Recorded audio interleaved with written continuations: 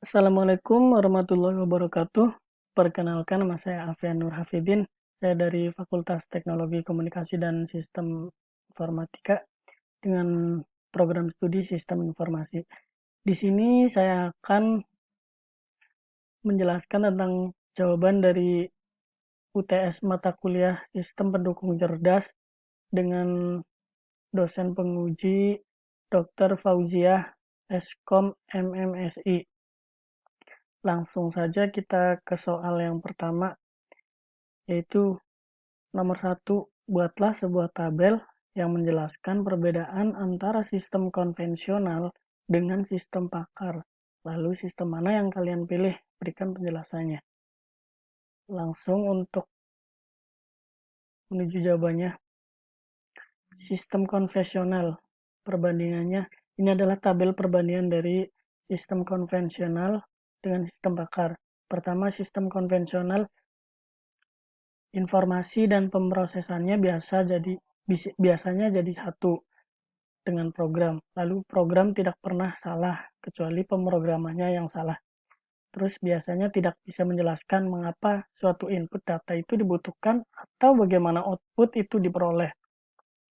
Lalu pengubahan program cukup sulit dan merepotkan. Kemudian sistem hanya akan bekerja jika sistem tersebut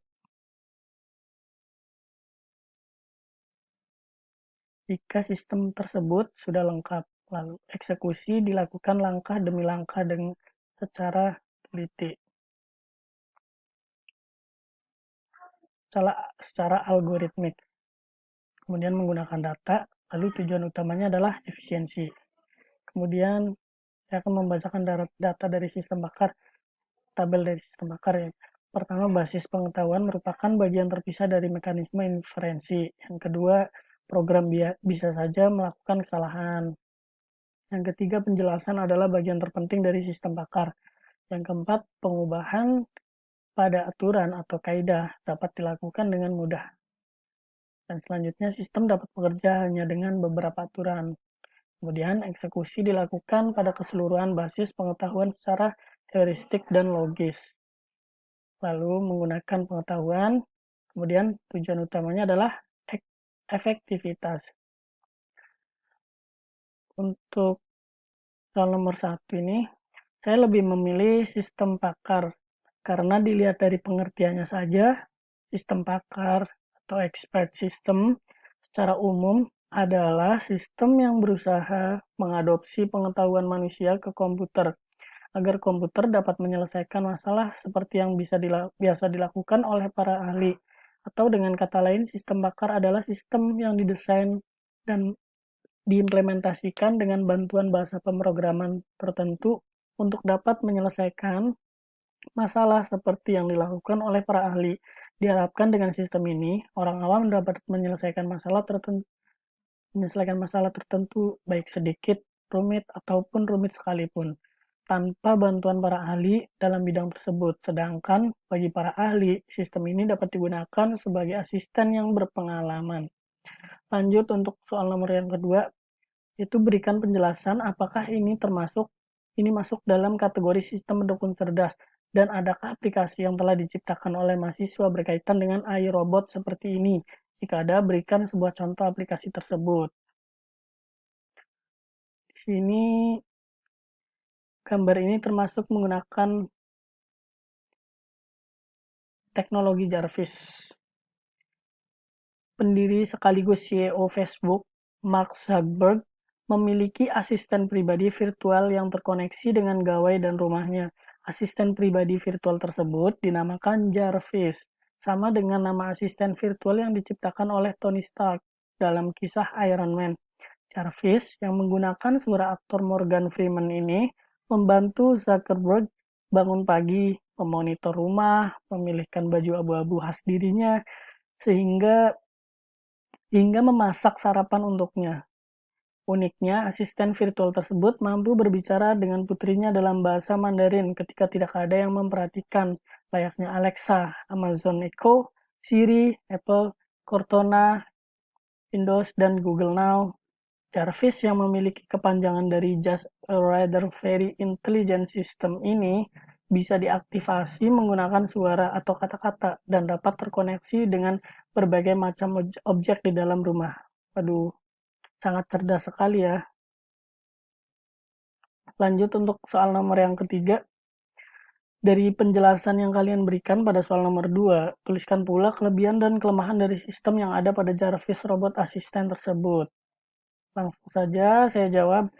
Pertama yaitu kelebihannya.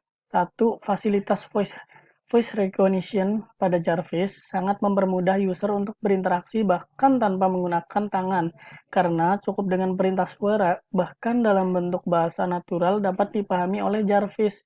Yang kedua, hologram peripheral dan gestur recognition memudahkan interaksi dengan sistem dibandingkan menggunakan inputan model lama seperti pointer mouse maupun command line interface dalam menganalisa data, karena disajikan dengan tampilan grafis 3 dimensi akan sangat membantu pengguna mendapatkan informasi dengan lebih cepat dan akurat.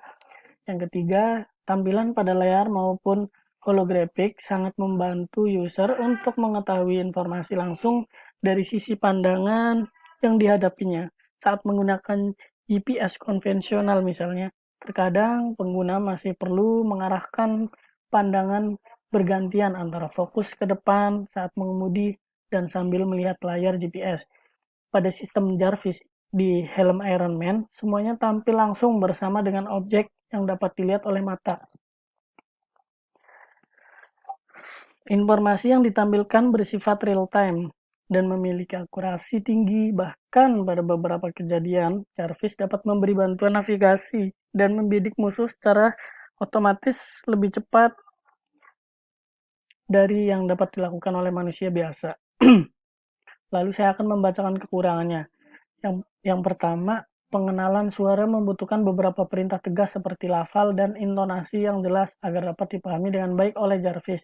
Yang kedua, gesture recognition dan peripheral hologram input membutuhkan pengetahuan dari pengguna tentang model interaksi gestur yang tepat untuk berinteraksi dengan sistem gerakan yang salah berpotensi diinterpretasikan dengan salah pula oleh Jarvis.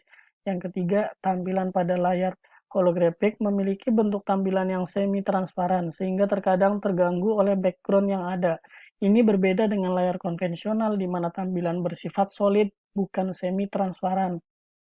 Yang keempat, tampilan informasi yang terlalu banyak atau detail justru membingungkan user. Selain itu, pada kenyataannya apabila saat mengemudi kendaraan, pengguna terlalu fokus pada tampilan hologram, dapat mengakibatkan kehilangan fokus pada aktivitas pengemudi dan dapat membahayakan keselamatan pengguna maupun orang lain. Setelan Iron Man sering tidak berfungsi pada film Iron Man 3. Beberapa kali menggambarkan beberapa adegan di mana setelan Iron Man sering tidak berfungsi, seperti layaknya kecelakaan yang biasa terjadi. Lanjut untuk soal nomor 4. Dari gambar berikut ini, kaitkan dengan konsep dasar kecerdasan, representasi pengetahuan, dan konsep sistem pakar. Ini adalah gambarnya. Langsung saja yang pertama, jika dikaitkan dengan konsep kecerdasan, maka lebih permanen, lebih mudah divalidasi, dan juga lebih mudah dipahami.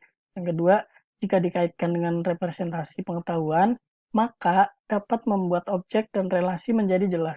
Yang ketiga, jika dikaitkan dengan konsep sistem bakar, maka kemampuan menjelaskan dari mana asal sebuah produksi lebih jelas dan lebih kompleks. Selanjutnya soal nomor 5. Pada film Iron Man, banyak sekali kecerdasan buatan yang dimunculkan pada teknologi yang digunakan. Berikan pendapat tentang teknologi dari asisten robot berikut ini dengan data processing, robot functioning, mechanical controlling, hacking, dan lain-lain. Dengan input berupa suara dan display hologram. Representasi pengetahuan dari proses sistem pendukung cerdas. Pada awal tahun 2011, beredar kabar munculnya teknologi TV hologram. Tapi baru-baru ini, di penghujung tahun 2011, Microsoft membuat sebuah terobosan dengan teknologi yang diberi nama Microsoft Surface, di mana sebuah kombinasi antara meja komputer, kamera, serta touch sensitivity berukuran sebesar yang memungkinkan pengguna untuk berinteraksi untuk berbagai aktivitas. Pada meja besar yang menggunakan LCD touchscreen 40 inci, Microsoft menempatkan sebuah smartphone pada layar. Seketika, Microsoft Surface akan mengenali perangkat tersebut dan menampilkan informasi mengenai perangkat serta memungkinkan untuk memilih model yang berbeda. Berikut adalah presentasi dari jawaban UTS mata kuliah sistem mendukung cerdas saya.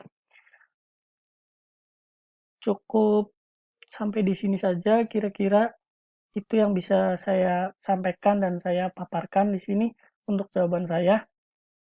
Apabila ada kesalahan dalam saya mengucapkan kalimat dan apabila masih banyak kekurangan dari jawaban saya mohon maaf yang sebesar-besarnya dan saya pasti akan belajar lebih rajin lagi ke depannya supaya memperbaiki kesalahan saya. Untuk itu cukup sekian dari saya. Wabillahi taufiq wal hidayah. Wassalamualaikum warahmatullahi wabarakatuh.